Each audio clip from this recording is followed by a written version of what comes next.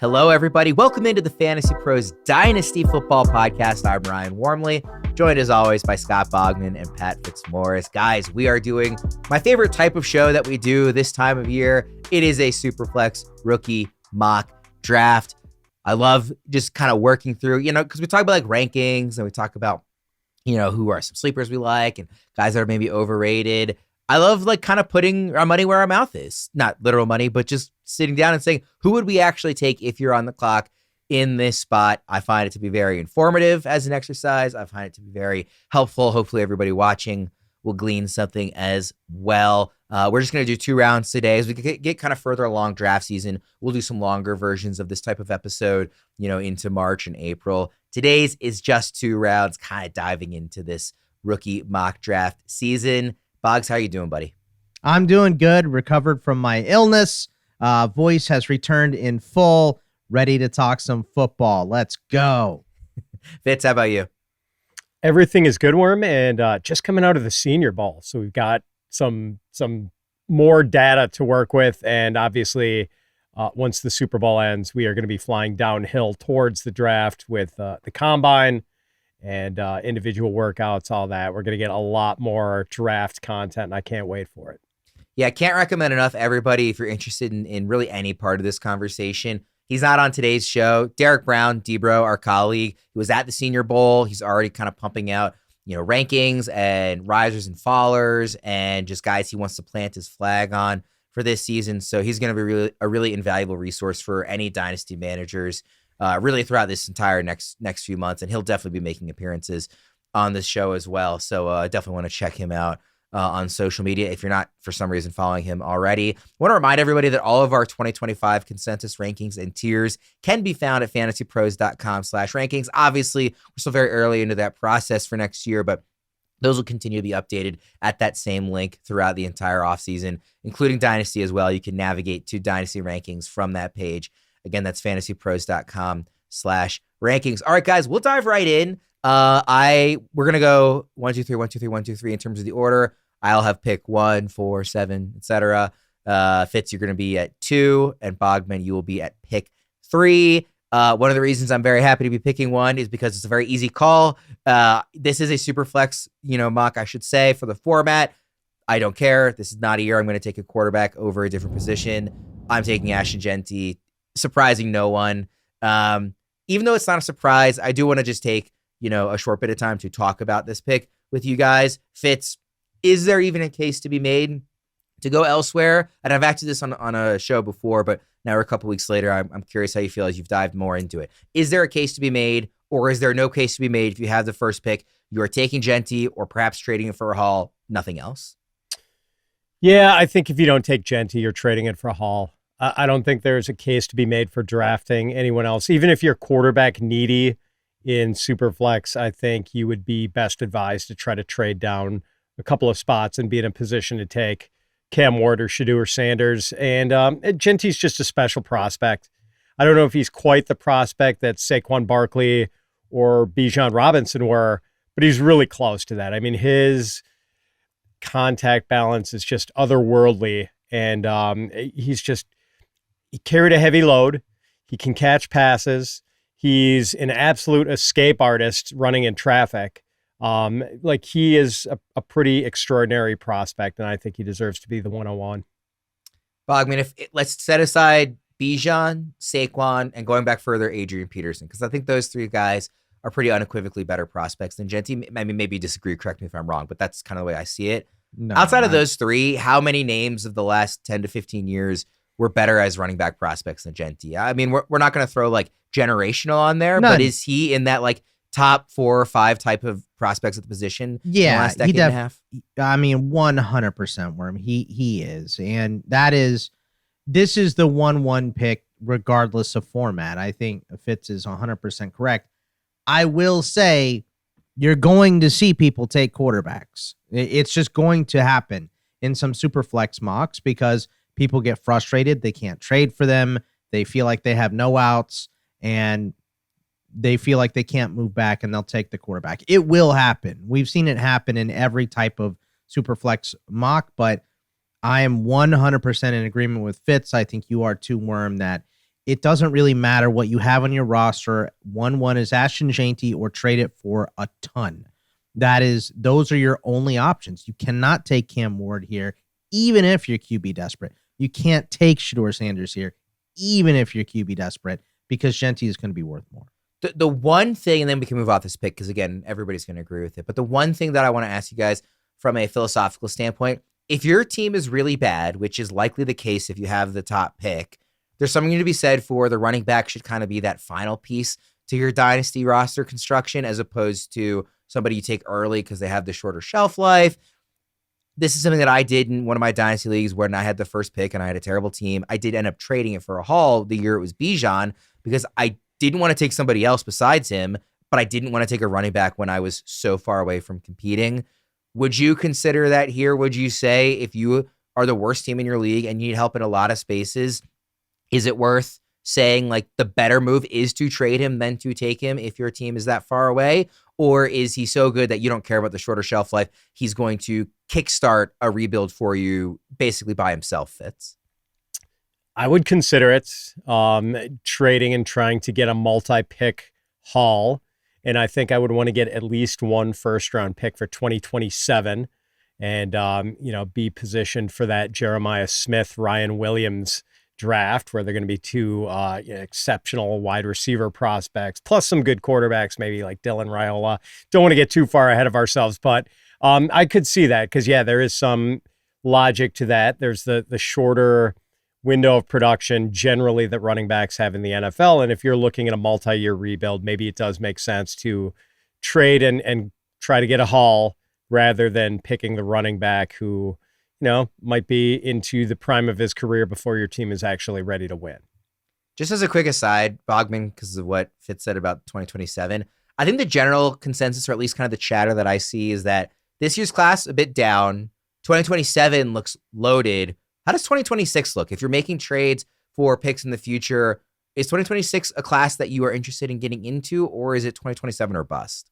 I think 2027 or bust as of right now. But I'll say this, the draft class is going to look immensely different this time next year for 2026 than it looks now. It just always does. This class looked better at this point last season than it does right now. So I think that there's too much in the future, and I am a short window person. Even in Dynasty, I want to win quickly. So I would rather, we just did the first round, and in a 1 QB league, we had Ashton Jeanty as a top 12 pick. If you're not getting one of those players in a deal, or a top 15 to 20 player in the deal, plus some extra pieces, you're doing it wrong if you're trading that spot or the player away. So just make sure you are getting absolute market worth for trading Jeanty, and skipping over Jeanty to take a quarterback is not what you do. Even in a Superflex, you trade for a quarterback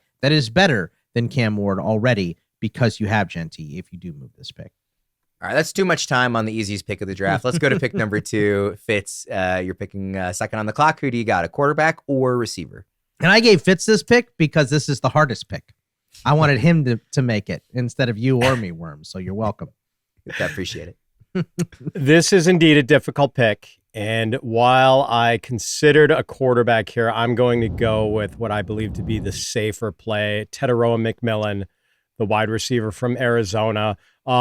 Just a classic X receiver, 6'5", 214 pounds, huge catch radius, good strong hands, not a burner, but good speed for a bigger wide receiver, runs crisp routes, just good feel for attacking zone coverage, not afraid to go over the middle.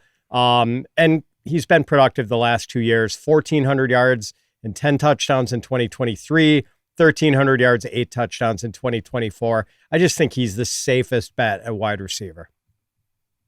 I would have made the same decision. I really like Tet, and I'm down enough on the quarterbacks relative to how much I like Tet that even again in a super flex, this is what I would do. Bogman, is this what you would have done, or would you have gone with one of the quarterbacks? I probably would have gone with a quarterback, but Tet McMillan, Luther Burden, and then the 2 quarterbacks. I think there are 5 options or 4 options here with this pick. And if you want to throw in Hampton, I think landing spot probably depends on how high he is going to go. But I think the 2 wide receivers are the safest, and in Dynasty, you want the wideouts. Their career lasts longer. Is landing spot going to matter for you, Bogman, for Tet? Or is he going to be one of these top 3 picks regardless of where he goes? I think he's at least top 4 right now. I think most spots are going to land him in the top 3. But he's at least top 4. So yeah, I think landing spot for me has a ton to do with where these guys end up, because there's playing time stuff, there's quarterback stuff specifically for wide receivers, O-line for running backs. There's a lot of context built into that, but there's a lot of people that like to do the draft before the actual NFL draft, and you're drafting all based on skill, and Tet has to be up here based on skill. Fitz, where do you want to see Tet go? That's a good question. Man, I wouldn't mind seeing him go to, I don't know if he lasts this long, but the Commanders, see him develop with Jayden Daniels. That seems like it would be a good landing spot. I'm trying to think of what else would be in the sweet spot as far as, I wouldn't want him to go to the Bears. I don't know if that's really in play for him. Dallas. Maybe if Miami trades Tyreek. Dallas wouldn't be bad, although then he's complimentary to land. I kind of feel like Tet's going to be like a top 8 pick. Do you think he's going to slide further than that? I've been operating under the assumption that he is good enough and receivers are just valued enough that he will be more in that Carolina range, maybe Vegas if they don't trade up for a quarterback. Maybe the Saints at 9. I mean, they need someone else with Olave's concussion problems for Shaheed coming off a major injury. I'd be happy if he went 4th to the Patriots and pair him with Drake May. I don't know that he would do that. That would be ideal, I think, actually. Yeah. That would be my ideal. I just don't know if he's going to go as high as 4. Yeah, that might be a bit high. But that also, I think there are many teams that could trade up to get Tet, especially with the back end of the first looking a little shaky. I think you'll have more teams offering to move up to get a guy of Tet's skill. Yeah, I bet if he gets out of the top 6, he will be taken by a team that trades up. That will be my prediction. Put him on the Chargers, man. Let him be the top outside receiver, and then they've got the Tet Lad combination for Justin Herbert. I would be into that. Yeah. All right. So we all like Tet. Bogman, you said you would have gone in a different direction. So which quarterback is it that I presume you will be taking here with the 3rd pick? It's Cam Ward. And just in Superflex, the quarterbacks are going to be worth so much more. Cam Ward does have a wealth of experience. He started at Washington State after coming over from Incarnate Word. He came then, obviously last season at Miami was very, very good. Ice in his veins. He can run. He can make every single throw. He's not Jayden Daniels level, but if you're looking for a quarterback, to me, Cam Ward is the guy. I know Shedeur Sanders, some people like more than Cam Ward. I'm pretty coin flippy on them, to be honest with you. I just think the rushing upside, Cam Ward has a little bit more. So it's going to be Cam Ward for me. Fitz, I know you are a Shedeur over Cam Ward guy. Do you think it should be that those two are the 3rd and 4th pick in whatever order, personal preference of those managers? Or do you think there are other names that you would, strongly consider over a quarterback at this point in a Superflex rookie mock? No, I mean, I do prefer Shedeur Sanders, but I think he and Cam Ward are pretty close. I can't manufacture some big gap there. I agree with Boggs. I think Cam Ward probably has more rushing upside. It's not that Shedeur couldn't run if he wanted to, but I think he's just so focused on keeping his eyes downfield even when he's scrambling around. And I like Cam Ward. I mean, I think he has an NFL caliber arm, an NFL caliber build. Is really mobile within the pocket. I worry that he holds onto the ball way too long, and he has had issues with ball security. I mean, he only fumbled 3 times in 2024, but in 2023, he fumbled 12 times in 12 games at Washington State and lost 8 of them. He has this bad habit of scrambling around one-handed, holding the ball at or below his waist. Like Steamin' Willie Beeman from Any Given Sunday. Yes. So, I mean, there's a lot of good here, but I do worry that he is going to be a sack magnet when he gets into the NFL. I do like Ward better than Shedeur. I went into this draft process, like very, very beginning of sitting down and thinking about this class, thinking, and I actually have the 4th pick in a draft, thinking I want to take the running back with my favorite landing spot that's not named Jeanty, or Luther Burden, or somebody like that. And at the end of the day, I do think with Superflex, like, I have been burned by avoiding lesser quarterbacks in the past. I kind of scoffed at people in some of my actual leagues, not mocks, who were taking Bo Nix with a late 1st-round pick last year because I just liked the receivers better and I didn't think he was that good. And now that looks like a brilliant pick. I'm not saying Shedeur Sanders is going to have the rookie season that Bo Nix had, but I think at this spot, one of these two guys being there and the 2 non-quarterbacks that I like better, obviously being off the board, I think it's just the prudent decision to take whichever quarterback is still there.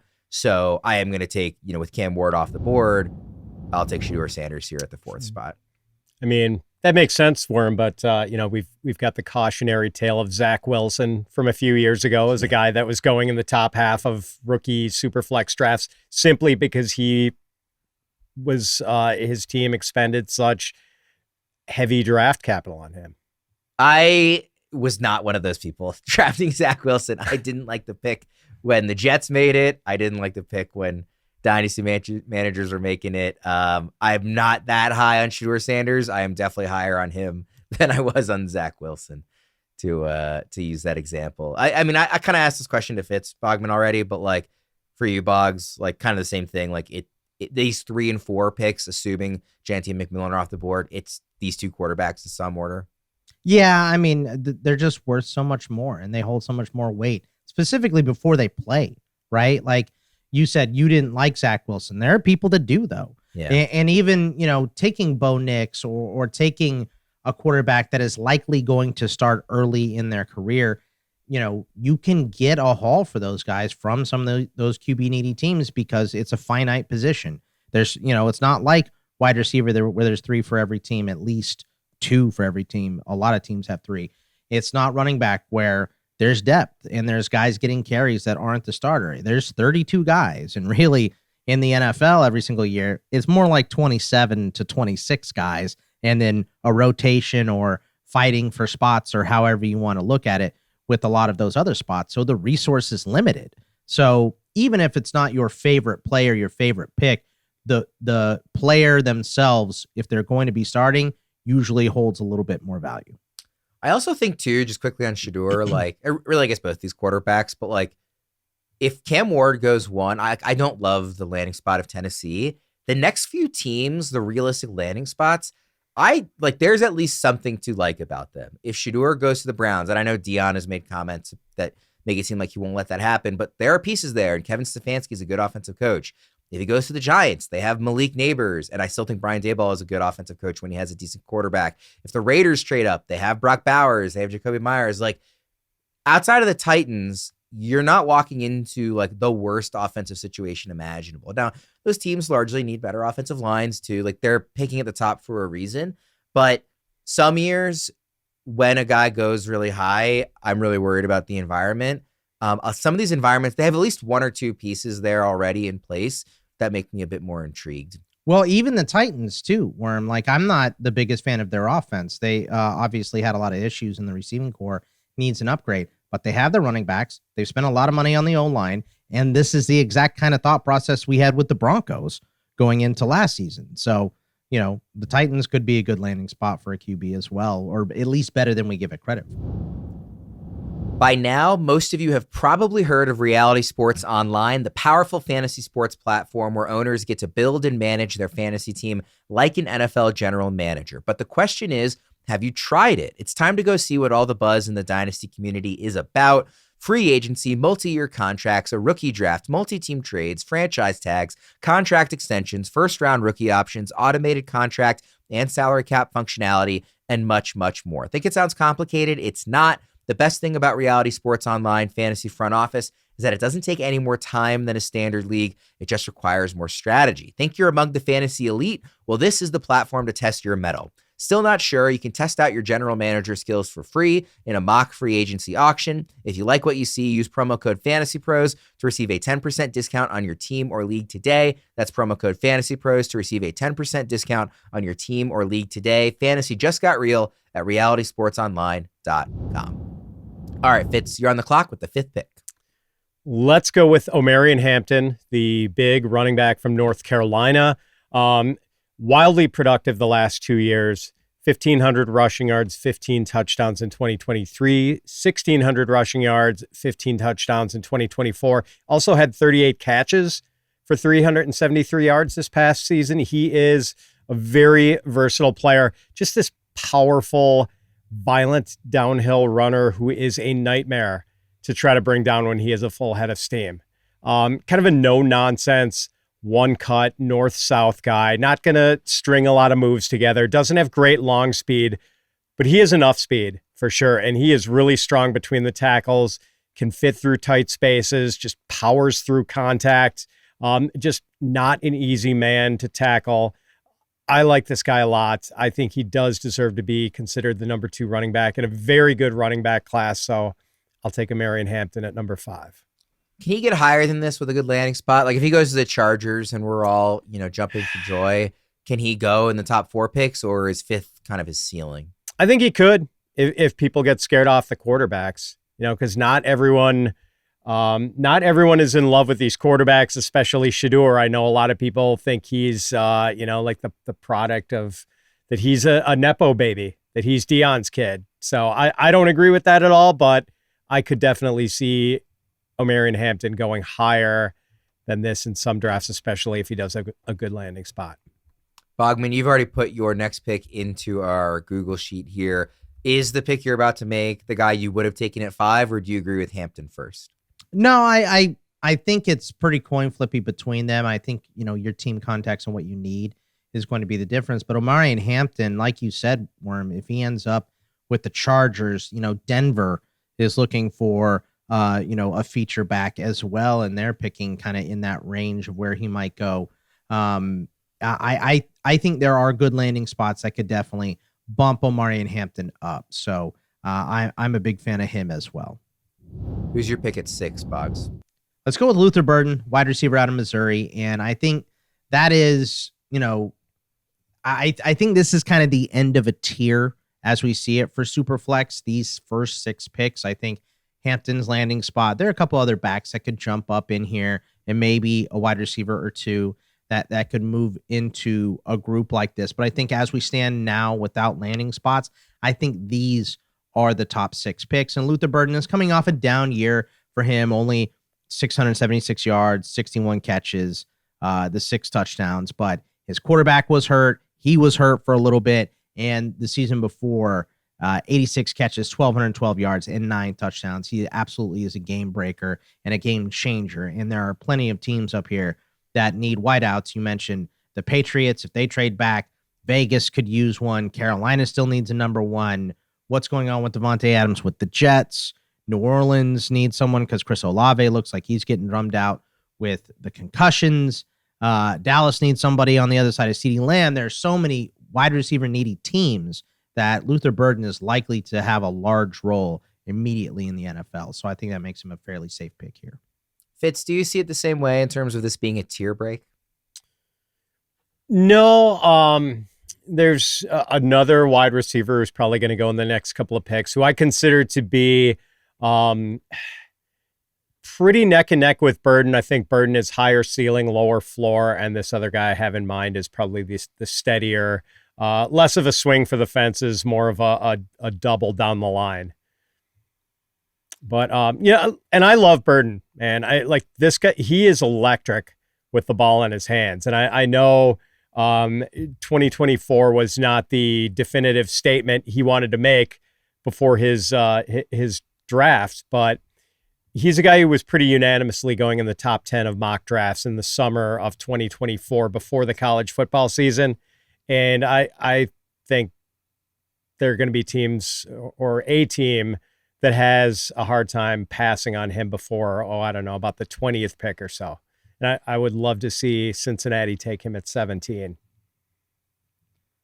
I'm on the clock now with the 7th pick, and I'm torn. And ironically, I'm torn between 3 guys who all played at the same school. And I do think we're getting into a stretch of rookie drafts where it's going to be more personal preference and more landing spot based than just pure, obvious, like kind of consensus talent rankings. Obviously, the school I'm talking about is Ohio State. It's Emeka Egbuka and then the 2 running backs.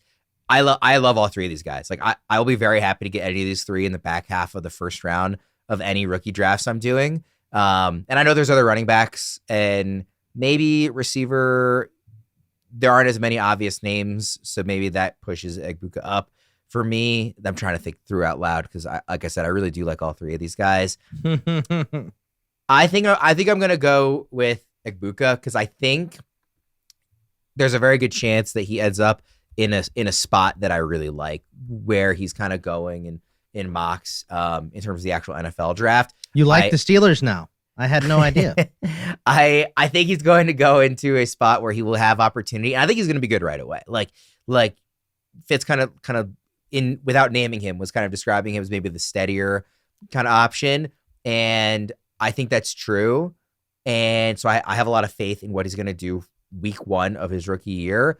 And if he's on a good offense, if he's going like late in the first round or, kind of one of these landing spots that are really intriguing to me, I think he can be like an impact player in dynasty leagues right off the bat, which I like. And again, there's so many running backs available that if I'm going to pass on a position, that's the position to pass on.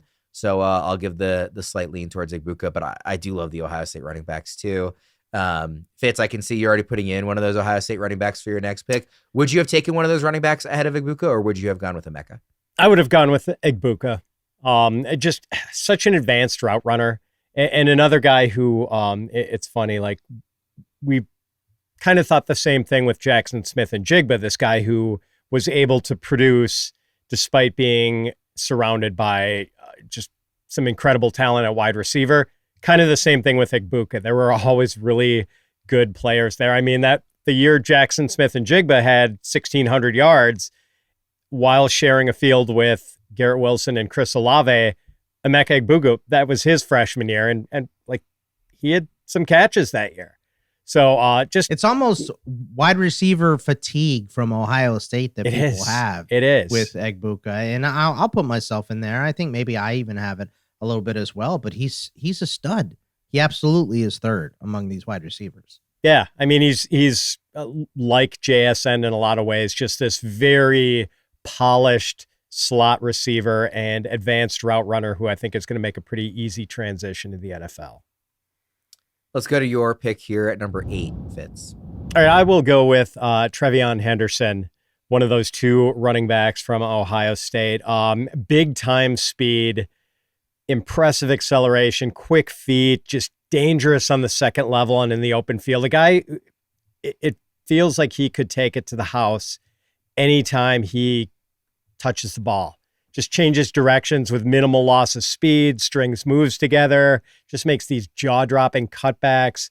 He makes yardage after contact, but he's 5'10", 208, so not like tiny, but not the biggest back. Still makes yardage after contact despite not being all that powerfully built. And, like useful in the passing game, deadly on screen passes. The only issue with Henderson, can he handle a heavy workload? Because the most carries he's ever had in a season at Ohio State, 183, and that was his freshman year. So he's probably not going to be a workhorse, but, as I would like him to be the 60% guy in a 60-40 backfield. I love Henderson. I strongly considered him with the pick before this. I think this is great value. I think he was the correct running back to take if you're going running back here. And I just think he's going to make an NFL team very happy, honestly. I really like Henderson. I'm a big fan of Henderson, too, obviously. Smoked my Longhorns on that that screenplay, like Fitz said, and he's very, very good at the screens. But he's a guy that, when he gets in the open field, he runs like a deer. He's heading towards the end zone. I think the one knock on him and him versus maybe some of the other guys that we've talked about is a little bit of an injury history, right? I know that running back is a brutal position. So, but I think, like Fitz said, you put him somewhere where he's the 60 in a 60-40 split, and that's a perfect scenario for him. So, big fan of TreVeyon Henderson. Speaking of running backs, this month, if you want a chance to win a signed Aaron Jones Vikings jersey for free, courtesy of our friends at pristineauction.com, all you have to do is subscribe to the Fantasy Pros YouTube channel right now, drop a comment below on any Fantasy Pros Dynasty podcast video, and that's it. We will be announcing a winner right here on the channel, so make sure to turn on those notifications so you can know when new videos are up and to claim your prize. All right, Boggs, let's go to pick number 9. Running backs are cheap. Let's go Cam Skattebo here from Arizona State. And Whoa. I'm just gonna rip this Band-Aid off. I know that the combine is gonna matter a lot for Cam Skattebo in terms of where he actually ends up, right? In terms of his draft spot. But I watched him tear apart this is one of the better defenses I've watched the Longhorns have, and I've seen the Longhorns for a long time. He picked them apart, and he did it against every team. Every team knew what was coming and still couldn't stop Skattebo. And that reminds me of a guy like Kenneth Walker. Everybody knew Michigan State, had Brian Lewerke as their QB. No threat at all. And they knew Ken Walker was coming, and they still couldn't stop him. Even a strong defense like Michigan that last year that Ken Walker was in college. So it was the same deal watching a guy like Skattebo. He does everything. He catches the ball out of the backfield. He blocks well. He did have the shoulder thing. He's had a decent amount of carries in his collegiate career. But I mean, this dude is a workhorse. We've seen it in the biggest level. He almost helped ASU upset the Longhorns. And I think this is a dude that can go into a spot and immediately be a 20-touch guy if they want him to. So there is still a lot of question about his athleticism and how far he's going to slip, but we've seen guys get drafted late and still end up being studs too. So I'm not so worried about that at this point. I think Cam Skattebo is a guy that you draft. I think he's fairly plug and play, and I think he's going to have a ton of carries. So Cam Skattebo is going to be a first rounder to me. Fitz, this pick got a whoa from you. Why? I'm guessing he's more like a mid to late second rounder in most rookie drafts, especially after we know he's not going to melt stopwatches at the combine. Like he's going to be probably a 4-5 something guy. But like, I don't hate it. I mean, I tell you, you know what pushed me with it, Fitz, was Bucky Irving last year. Yeah. I believed way more in Bucky from what I saw on film than what we saw at the combine and his times, and he proved it on the field as well. So I'm just kind of moving away from what I know. I know the combine's going to hurt him. I know it's going to hurt him. Sure, but I don't care.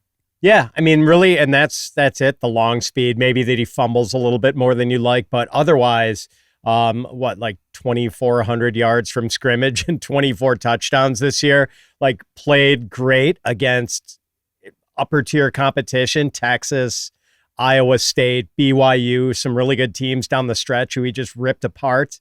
So, yeah, like you don't have to sell me too much. And I know this is the part of the draft where things start to you're going to see guys go in various orders after about the 8th or 9th spot. That's where drafts get really interesting. And I don't have any objections to Skattebo going here. I think he goes later in most drafts, but like I'm not knocking it. I'm on the clock with the 10th pick. I'm going to take the other Ohio State guy who hasn't gone yet, Quinshon Judkins. Great as a freshman at Ole Miss, productive in the playoffs this year with Ohio State. Just a running back I really like, and I have a lot of personal confidence that he's just going to be a good player in the NFL. And if any of these three Ohio State guys is sitting there with the 10th pick in the draft, like chances are I'm going to be really happy to take it in my rookie draft. So I like Judkins here. Bogman, would you have gone a different direction, or do you? No. I think Judkins is the one I was kind of questioning between Skattebo. I do think Judkins is safer. I think, we saw him do it against the SEC. We saw him do it in the tournament. I think the floor is probably a little bit higher on Judkins than it is in Skattebo, but I'm looking for that upside. So I think that's a very, very good pick for him. Fitz, you're on the clock with the 111. Did you want Judkins, or are you happy with who fell to you? I would have taken Judkins had he been there. So now I'm gonna let's break in a new position. Let's go for a tight end. This is a really good tight end class, and I'm gonna go with Tyler Warren. I will say quickly, Fitz, before you get into him, I almost took him instead of Judkins. If Judkins wasn't there, if Judkins has gotten to Bogman a pick before, I would have dipped into the tight end class with my pick at 10, because it is a great one.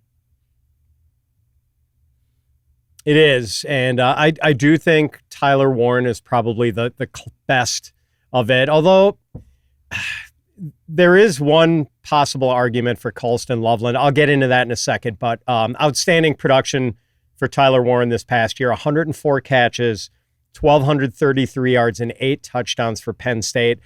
Also, as a runner, 26 carries for 218 yards and 4 touchdown runs in his final year with the Nittany Lions. Good hands, good route runner, and he is basically George Kittle after the catch. Just extremely physical, competitive, hard to bring down. The one issue I think with Tyler Warren, and the one reason I think we might see Colston Loveland of Michigan drafted ahead of Warren, for some reason it's really hard to find age information on Tyler Warren, but apparently he's like 24 and might be 25 when the new season begins in the fall. So he's kind of an overaged prospect, and you always have to wonder about the guys who, are almost in their mid-20s and playing against teenagers in some cases. Is that sort of helping him look a lot better? But I don't know. Seeing is believing with Tyler Warren. He was just dominant this season, and I feel pretty good about getting him at the end of the first round of the Superflex rookie draft. In tight end premium, I wouldn't be surprised if he went in the top half of the first round. This is a great pick. I think a lot of teams, if you have a need at tight end and you're picking late, he will be the most popular pick in that 9 to 12 range, I think, just for whichever team needs a tight end is going to take him there. Totally agree on tight end premium going a lot higher. I love Tyler Warren. I have nothing to add to what you said. I think he's a great player. Bogman? Yeah, I mean, he wasn't getting out of the first round, Fitzy. So yeah. I think that is an excellent pick. And I've been asked a couple times, is this guy the next Bowers? No, he's not. Bowers was, this is why Fitz and I harped on Bowers so much going into last year's, because he was kind of one of a kind. I think Tyler Warren's a very, very good prospect, but let's not put that Bowers comp on him. He's not there. Bowers was sensational in college at age 18, and yes. Tyler Warren didn't really do it till he was 23, 24. So big difference. Yeah, big difference. Bogman, you're up to wrap out the first round. Let's go back to running back. I'm going to go Kaleb Johnson out of Iowa. A guy that's played in a pro set a lot, explosive once he hits the hole. Love to see that. Can break tackles as well. Nice stiff arm. They don't pass the ball a lot. I think that's a little bit of a question with Kaleb Johnson is, what's that route tree going to look like? Maybe, playing out of the shotgun a little bit more, that type of stuff at the NFL level. But Kaleb Johnson has everything that we've talked about with these other guys. He has explosion. He has size. He has shiftiness, and he's carried the load before at Iowa. And we know, Iowa is a breeding ground for offensive linemen, tight ends, and running backs. So just not those quarterbacks and wide receivers so much out of Iowa. But yeah, I mean, he's already been the head of an offense that worked very well. So I think Kaleb Johnson, depending on landing spot, is going to go pretty high. Reminder for everyone to join our Fantasy Pros Discord community, chat with other fans, and get access to exclusive AMAs that wind up on our podcast feed. Our current schedule looks like this: myself and Fitz at 5 Eastern on the first Tuesday of each month, and then Fitz and Boggs at 5 Eastern on the third Tuesday of each month. Come get your questions answered and be on the show at fantasypros.com/chat. All right, quick recap here of the first round before we dive into round two. Ashton Jeanty went 1, Tetairoa McMillan went 2, Cam Ward went 3, Shedeur Sanders 4th, Omarion Hampton 5th, Luther Burden 6th, Emeka Egbuka 7th, TreVeyon Henderson 8th, Cam Skattebo, Quinshon Judkins, Tyler Warren, and Kaleb Johnson rounds out the top 12. I am back on the clock here with the 201. I am interested in a couple of different names here, really. I think this is a a strength of this class is kind of this late first, early second round. There's a lot of names that I like. I'm going to take the other, well, not the only other tight end, but I'm going to take the next tight end, Colston Loveland. We chatted on that Discord show that I just mentioned, Fitz, on Tuesday, a bit about the tight ends in our Dynasty trade value chart that was just updated at the first of the month. Colston Loveland is tight end 7 on that chart in terms of value. So somebody who can make a real impact. I mean, if he gets paired, let's say he gets reunited with Harbaugh and goes to the Chargers, paired with Justin Herbert, I think he's going to be a first-round pick in rookie drafts in that scenario. I'm not worried about the lack of production at Michigan. I'm not going to get tricked by that. I know the way their offense is run. Loveland's a really good player. I don't think the gap, I like Warren better for sure. I don't think the gap is that wide, so I don't want the gap in where he goes to be that wide. I'm taking Colston Loveland. Yeah, and even the numbers relatively, he didn't put up 1,200 yards like Tyler Warren or 1,500 yards like Harold Fannin, but over 600 yards in 2023 on a really run-heavy Michigan team, almost 600 yards last fall for a team that had just terrible quarterbacking the whole season. And by the way, Colston Loveland is still only 20, doesn't turn 21 until April. So there is a lot of growth potential here. And he is a fantastic prospect. I have no issues with that pick whatsoever. He's not like Grandpa Tyler Warren over there. Yes, right. Exactly. That's for sure. Yeah. And also blaming Colston Loveland for a lack of production would be like blaming a skateboard for not doing Tony Hawk tricks when I owned it. You know what I mean? It makes no sense at all. They had no quarterback play. This dude is a stud. He's well built, and he's going to be way better as a pro than he was in Michigan. That's for sure. Fitz, you're up for the 202. All right. I am going to take Elic Ayomanor, the wide receiver from Stanford, from the notorious football hotbed of Medicine Hat, Alberta. So it's kind of why I'm hoping my Green Bay Packers take him, a guy who's probably used to playing in cold weather. Ayomanor is he is this big, powerfully built possession receiver with a large catch radius, really hard to tackle. This dude is a load to try to bring down. You can ask the Colorado defense, who gave up 13 catches and 294 yards to him in 2023, along with 3 touchdowns. This guy just eats up yardage after the catch with these big, long strides. He's had some minor issues with drops, but he also makes catches outside the frame of his body. When I was watching film on him, there were a bunch of times where he would run slants. The ball would be thrown slightly behind him, and he would just snatch those throws without breaking stride. So pretty basic route tree in college, a lot of comeback routes. I guess the worrisome comp here, and this is pretty worrisome. I don't even want to mention this name, but Treylon Burks. If things go bad for Elic Ayomanor, it would be in a Treylon Burks kind of way. But I do think he is a really good prospect, and I would not be surprised if he snuck into the late first round of the draft in late April. Yeah, I love this pick. I like the player. Bogman, it looks like you're about to take a receiver too. Would you have taken Ayomanor if he was there, or would you have taken the guy you're about to take? I think Ayomanor is the guy above my guy. So but I do think they're similarly built. Ayomanor, a big time guy, but again, a dude that was productive at Stanford when Stanford had nothing else, right? And everyone knew it's coming. This guy had that enormous game against Travis Hunter. He's really the only guy to really torch Travis Hunter in his collegiate career. So Ayomanor is definitely a stud. So love that pick from Fitzy. Who you got next? Let's go with Jayden Higgins, another big body wide receiver out of Iowa State. Another guy with huge catch radius, put the ball up in his general area, and a 50-50 ball goes to a 70-30 or an 80-20 ball, that type of stuff. Quick for his size. I wouldn't sit here and tell you that he's fast or he has deep speed or any of that stuff.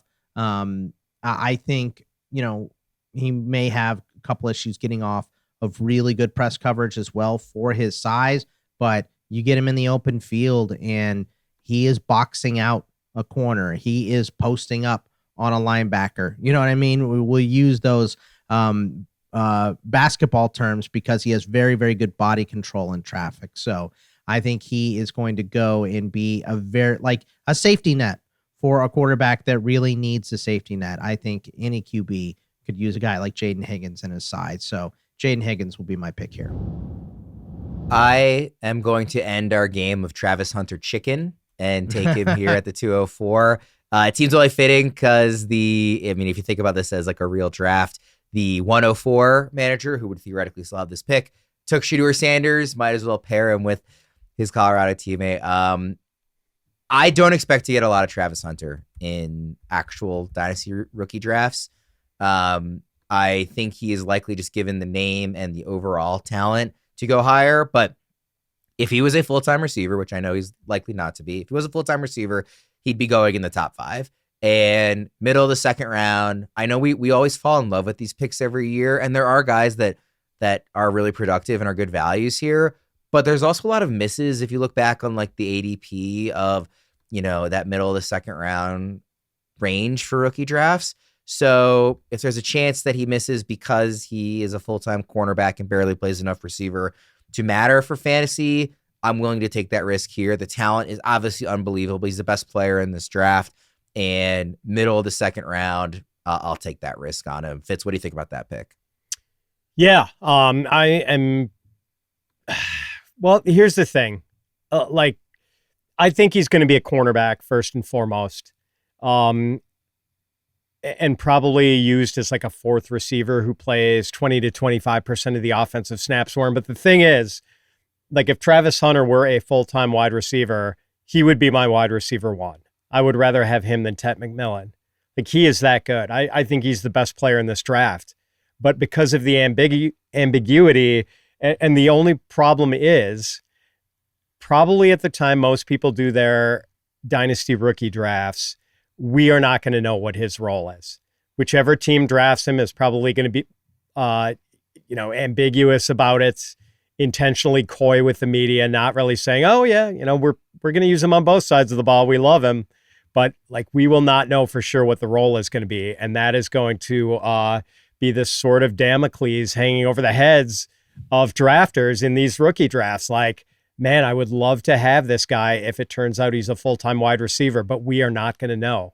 The only thing is, I feel like he follows the Charles Woodson path, where Woodson was this guy who was, awesome defensive back in college, really dangerous as a part-time offensive player too, and eventually got to the NFL and was just pretty much a full-time defensive back.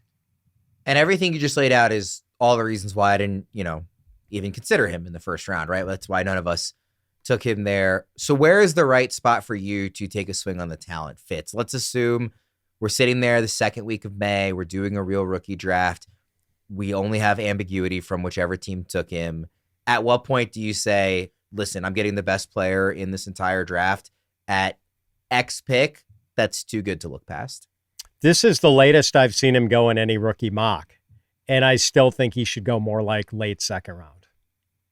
Bogman, what do you think about that for where you would want to take him? Yeah, I think this is probably in the area, because we're getting to the point where, all right, what is the landing spot and what is the role of the rest of the running backs? There's still a lot of very good ones, right? And then kind of the same with the wide receivers. There's a lot of talent at wide receiver still, but landing spot is going to mean a lot for these players. So when you're getting into that point, and we've taken the super high talented tight ends and Warren and Loveland, maybe you could throw Fannin in there as well if you wanted. We burned the quarterback stuff early because there's not a lot here. So I think this is about the right spot. Worm, I think you did a good job of kind of predicting it and putting him in a good spot. Fitz, who do you got next?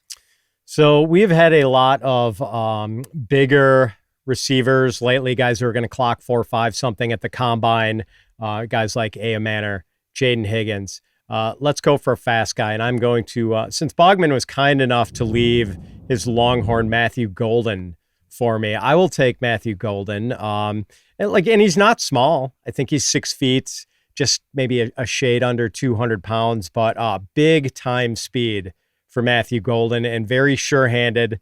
Seems to have a really great feel for working the sideline, but doesn't mind going over the middle, runs crisp routes, just like what I saw of him on tape, he does this great job of coming to an abrupt stop on his comeback routes. Like, he can stop on a dime.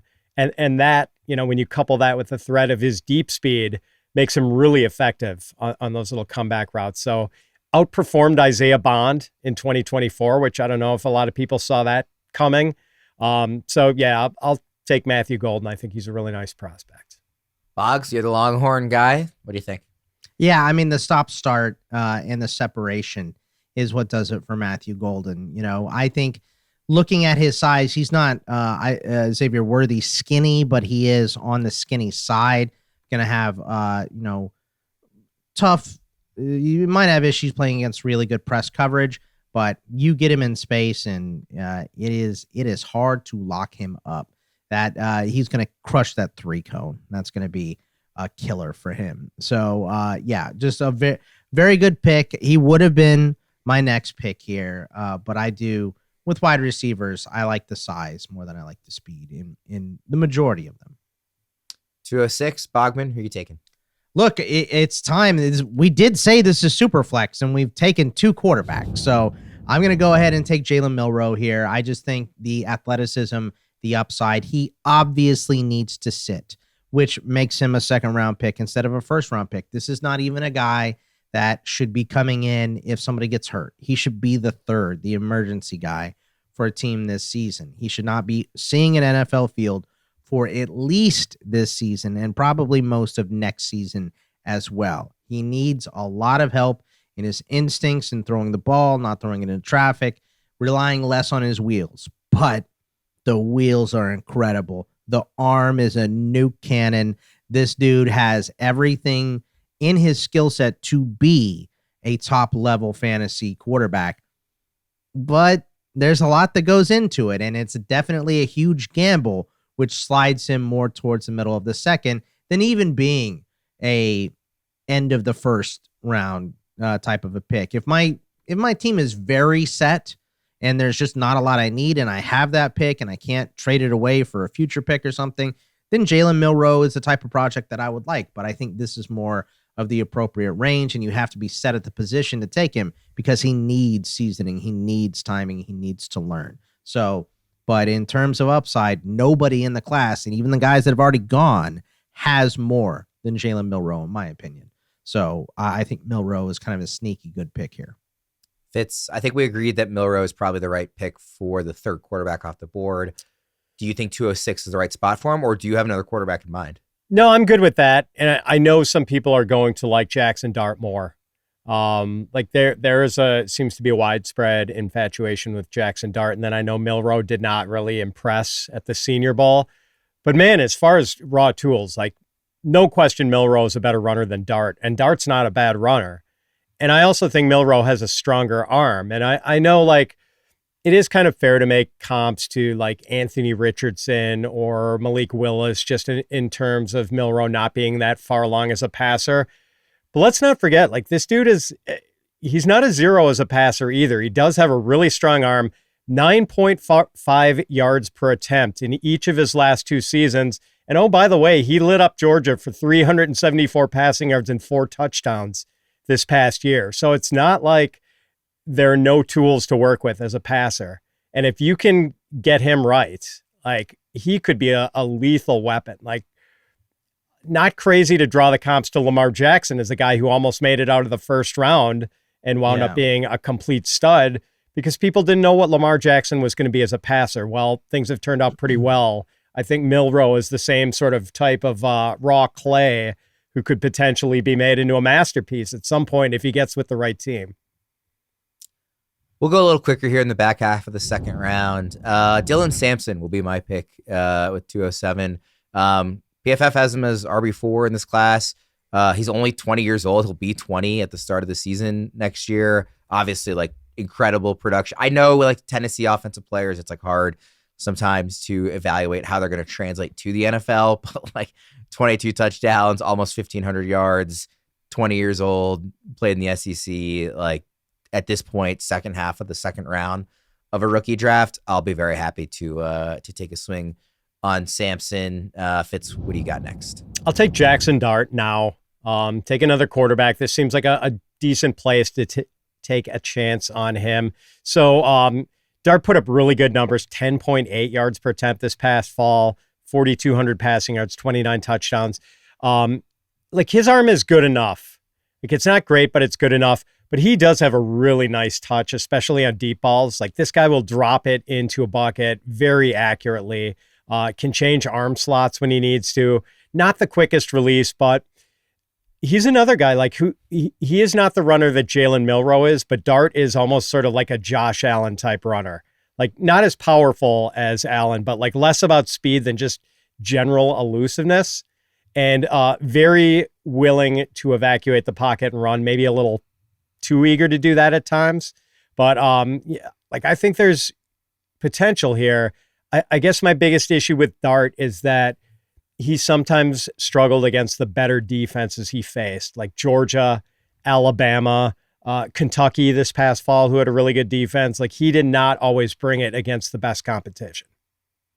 Bogman, you're up next. Also, he's going to, Jaxson Dart, I think, is just going to need to relax a little bit too. I mean, very emotional player, which you don't hate on the defensive side, but when you're leading the team, I think there's some questions with that, but a stud. I mean, not a bad quarterback at all. I'm going to go with a quarterback too. I'll go with Will Howard, and Will Howard is getting Bo Nix level of disrespect. I feel like in this process a little bit, but I do think there's some landing spots there. Actually, plenty of landing spots where he could sneak in at the end of the year and maybe start producing. I think if you look at, the top end of the second round, draft him in Cleveland. He just went, he's just at Ohio State, and let him compete. Put him in Tennessee and let him compete. Put him in Vegas. I think that's a very good idea for Chip Kelly, right? So I think that there are some landing spots for him. We know quarterbacks are few and far between. I think a lot of the running backs are kind of in the same bucket here. I think a lot of the wide receivers are as well. So when I'm looking at this quarterback class, and I know it's kind of weak, specifically beyond the guys that we have mentioned, I think he's kind of the last one of a tier. Maybe there's one other guy in Kyle McCord that deserves to be in this type of a range as well. But with all of that experience at the big level, I'm going to go with Will Howard. I don't anticipate taking many quarterbacks like in this range. I think if I'm not taking Cam Ward or Shedeur Sanders at the top, maybe take a flyer on Milroe. I think I'm probably just going to stay away from a lot of these other quarterbacks. But Superflex, so like I totally get why you're going there. I'm going to make my last pick. It's Maryland receiver Ty Felton. No, I'm just kidding. I'm not doing that again. I'm going to take Harold Fannin Jr. I know he had a poor Senior Bowl week, but the production just unbelievable. I know level competition, but like 117 catches, 1,555 yards, and 10 touchdowns as a tight end. Just unbelievable stuff. And he had big games against big competition too. 11 catches, 137 yards, and a touchdown against Penn State. 8 catches, 145 yards, and a touchdown against Texas A&M. Again, I'm not going to overreact to a poor week at the Senior Bowl. Like, dude was super productive. Late second round. I'm happy to take a swing on him. Fitz, your final pick. Yeah, you mentioned Fannin didn't have a great week at the Senior Bowl. One guy who did was Jack Bech of TCU. I'm going to take him. He is a 6'2", 215-pound wide receiver. Mostly just one good year of college production, 1,000 yards, 9 touchdowns for TCU last year. But that was after coming over from LSU where he didn't play much. Just a big target with really good hands, makes acrobatic catches outside the frame of his body. Just kind of a contested catch artist who wins balls in the air. This is a great year for big wide receivers. Just a lot of these dudes who are like big X types who are probably going to run somewhere in the 4.5s, maybe 4.6. But, Bech is also a really good blocker. Really great story. Like his younger brother was one of the people who was killed in that crazy attack on Bourbon Street in the early hours of New Year's Day. So, and they kind of honored Bech for that. It was great to see him named as the Senior Bowl player of the game. So I think he also scored the touchdown on the last play of the game. So really good story.